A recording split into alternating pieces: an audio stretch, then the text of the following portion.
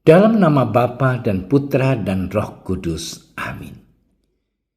Ya Allah Bapa kami bersyukur kepadamu karena Engkau selalu ada beserta kami. Engkau hadir dalam setiap firman yang kami baca dan renungkan. Kami mohon penerangan Roh Kudus-Mu agar segala perhatian dan akal budi kami terarah kepadamu lewat firman dan renungan yang akan kami dengarkan saat ini. Semoga dengan mendengarkan dan merenungkan sabdamu, kami memperoleh kekuatan untuk menghadapi hidup kami sehari-hari. Demi Kristus Tuhan kami. Amin.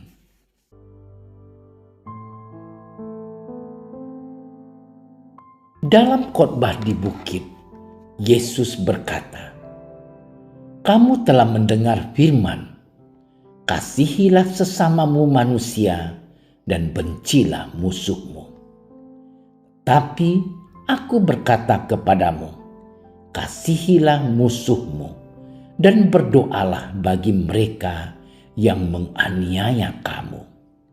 Karena dengan demikianlah kamu menjadi anak-anak Bapamu yang di surga, yang menerbitkan matahari bagi orang yang jahat dan orang yang baik, dan menurunkan hujan bagi orang yang benar dan orang yang tidak benar.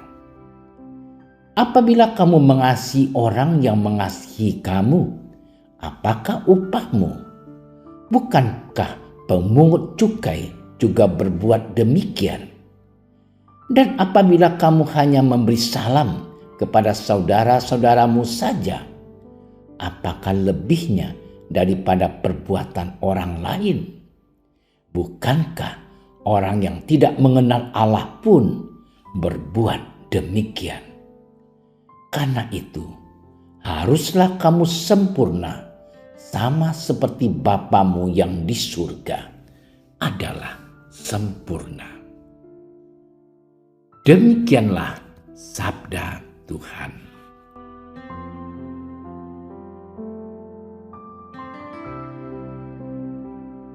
Saudara-saudariku yang terkasih, membalas kebaikan orang yang telah berbuat baik adalah mudah. Tetapi membalas kebaikan orang yang berbuat jahat mudah untuk dikatakan, jujur sulit untuk dilaksanakan. Orang yang bersikap baik harus diperlakukan dengan baik, tetapi orang yang berbuat jahat dan menganiaya patut dibenci dan dimusuhi. Bahkan bila perlu orang itu mendapatkan balasan yang sepadan atas perbuatannya. Kalau boleh mendapatkan balasan yang berlebih. Itulah sikap sebagian besar manusia. Bahkan sekarang ini banyak orang yang bertindak semena-mena terhadap sesamanya. Yang kuat menekan yang lemah. Yang kaya menindas yang miskin.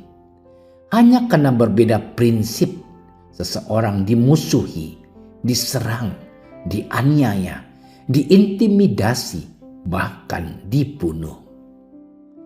Saudara-saudariku yang terkasih, prinsip kekristenan berbeda dari prinsip dunia ini. Kasihilah musuhmu dan berdoalah bagi mereka yang menganiaya kamu. Inilah prinsip kekristenan. Inilah perintah Tuhan Yesus. Sulit? Ya, tetapi mesti dilaksanakan. Sabda Tuhan memerintahkan kita untuk mengasihi musuh. Tuhan Yesus adalah teladan yang luar biasa. Tuhan Yesus sanggup mengalahkan yang jahat dengan kebaikan. Meskipun diejek, diludahi, dimusuhi, dianiaya, bahkan sampai mati di kayu salib, Tuhan Yesus tidak membalas perbuatan jahat mereka, tetapi mendoakan mereka. Saudara-saudariku yang terkasih, kalau karena kita baik, tetapi orang itu benci, sebenarnya orang itu pantas dikasihani. Orang itu telah kehilangan kasihnya. Kalau kita membalas kejahatan dengan kebaikan, orang itu akan malu dengan dirinya sendiri. Harapannya, orang itu akan mengubah dirinya. Kejahatan tidak akan dapat ditaklukkan oleh kejahatan, tetapi kebaikanlah yang mampu mengalahkan kejahatan. Mungkin kita berkata, saya adalah manusia biasa, mustahil bisa mengasihi musuh. Mustahilkah? Tentu tidak. Pastilah Allah tidak pernah memberi perintah yang mustahil untuk kita lakukan. Karena status kita adalah anak-anak Allah, mewarisi sifat dan karakternya. Haruslah kamu sempurna, sama seperti Bapamu yang di surga adalah sempurna. Menjadi sempurna bukan tergantung pada usaha sendiri, tetapi tergantung siapakah kita. Asalkan kita terus dekat dan hidup bersama dan bersatu dengan Dia, kita bisa tumbuh, akhirnya menjadi sempurna. Saudara-saudariku yang terkasih, mari kita mengasihi dan mendoakan orang yang berbuat jahat. Sekali lagi, sungguh tidak mustahil. Mendiang Santo Yohanes Paulus II menjadi contoh. Dia memaafkan Mehmet Ali Akka yang menembaknya hingga kritis.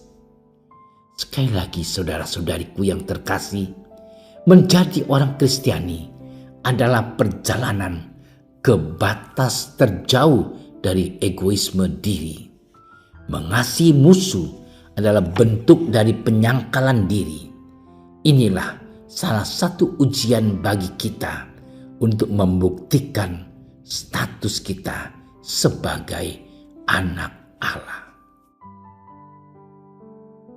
Allah Bapa yang Maha Baik, ajaran dan hukum kasih-Mu sungguh indah.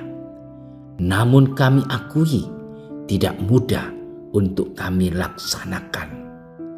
Bantulah kami agar kami selalu belajar rendah hati dan membuang egoisme diri, sehingga mampu mengasihi dan mendoakan mereka yang berbuat jahat terhadap kami, sehingga kami pun sempurna seperti yang Engkau kehendaki. Demi Kristus Tuhan dan Juru Selamat kami. Amin. Kami berdiri di hadapan-Mu, ya Roh Kudus. Pada saat kami berkumpul di dalam nama-Mu, bersama-Mu sendiri yang membimbing kami, membuat diri-Mu nyaman berdiam di hati kami. Ajarilah kami jalan yang harus kami tempuh dan bagaimana kami harus mengikuti jalan itu. Kami lemah dan berdosa. Jangan biarkan kami mendukung kekacauan.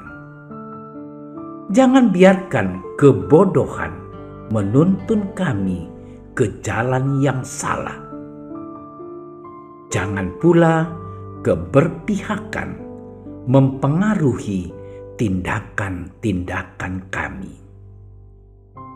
Kiranya kami menemukan di dalam Engkau kesatuan kami, agar kami boleh berjalan bersama menuju kehidupan abadi dan tidak menyimpang dari jalan kebenaran dan apa yang benar. Semua ini kami mohon kepadamu yang berkarya di setiap tempat dan waktu, dalam persekutuan dengan Bapa dan Putra, untuk selama-lamanya. Amin. Bapa kami yang ada di surga, dimuliakanlah nama-Mu. Datanglah kerajaan-Mu. Jadilah kehendak-Mu di atas bumi seperti di dalam surga. Berilah kami rezeki pada hari ini, dan ampunilah kesalahan kami, seperti kami pun mengampuni yang bersalah kepada kami. Dan janganlah masukkan kami ke dalam percobaan, tetapi bebaskanlah kami dari yang jahat. Amin. Salam Maria, penuh rahmat, Tuhan sertamu. Terpujilah engkau di antara wanita, dan terpujilah buah tubuhmu Yesus. Santa Maria, Bunda Allah, doakanlah kami yang berdosa ini, sekarang dan waktu kami mati. Amin. Kemuliaan kepada Bapa dan Putra dan Roh Kudus, seperti pada permulaan, sekarang, selalu, dan sepanjang segala masa. Amin. Dalam nama Bapa dan Putra dan Roh Kudus. Amin. Terima kasih sudah menyaksikan renungan hari ini.